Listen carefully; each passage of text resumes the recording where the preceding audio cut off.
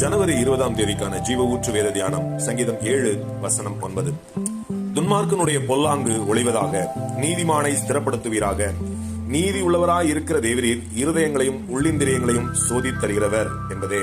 நீதிமானையும் துன்மார்க்கனையும் கர்த்தர் எவ்வாறு வேறுபிரித்து அறிந்து கொள்கிறார்? மனுஷன் பார்க்கிற வண்ணமாக கர்த்தர் பார்ப்பதில்லை. ஒரு மனுஷன் மற்ற மனுஷனை மேலோட்டமாகவும் அவர்களின் வெளிப்புற செயலையுமே பார்த்து முடிவு செய்கின்றனர்.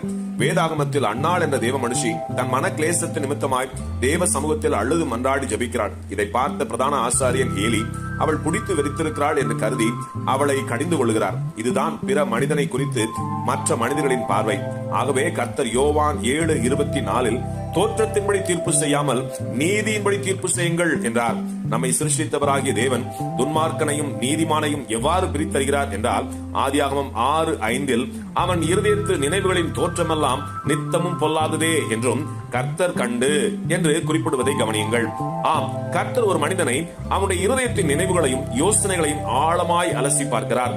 மனிதனுடைய எண்ண ஓட்டங்களை வைத்தே அவனை பிரித்தருகிறார். ஒரு மனிதனை துன்மார்க்கன் என்று கூற காரணம், அவனுடைய இருதயத்தின் நினைவுகளின் தோற்றம் நித்தமும் பொல்லாததாக இருக்க காண்கிற போது அந்த மனிதனை துன்மார்க்கனாக காண்கிறார். அதே போல எளிமையும் தாழ்மையுமான இருதயம் யாரிடத்தில் இருக்கிறதோ அவர்களுக்கு கிருபை அளித்து தம்முடைய நீதியின் பாதையில் நடத்தி அவர்களை நீதிமான்களாக காண்கிறார். மனுஷனுடைய நினைவுகளுக்கு ஒரு தோற்றம் இருக்கிறது. அதாவது மனிதர்களால் தனது நினைவுகளை காட்சி வடிவமாக்க இயலும்.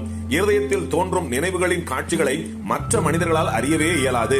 இதையே தனக்கு சாதகமாக்கி துணிகரமான அசுத்த நினைவுகளையும் அடுத்தவருக்கு தீங்கிழைக்க எண்ணுகிற பொல்லாத நினைவுகளையும் மறைத்து மற்றவர்களுக்கு முன்பாக வேஷம் போடுகிறவர்கள் அநேகர். ஆனால் இப்படிப்பட்ட மனுஷர்கள் போடும் வெளி வேஷம் கர்த்தருக்கு முன் எடுபடாது. ஏனென்றால் ஒவ்வொரு மனுஷனுடைய நினைவுகளின் காட்சிகளை ஒரு காட்சி பெட்டியின் வழியாய் பார்ப்பது போல கர்த்தர் எல்லாவற்றையும் பார்க்கிறார். அவரிடத்தில் யார் மறைக்க இயலும்? இதையே சங்கீதம் 139:2 என் நினைவுகளை தூரத்தில் இருந்து அறிகிறீர் என்று சங்கீதக்காரர் கூறுகிறார். ஆகவே முழு இருதயத்தோடும் முழு ஆத்துமாவோடும் கர்த்தரிடத்தில் சேர கடவோம். ஆமேன். அல்லேலூயா.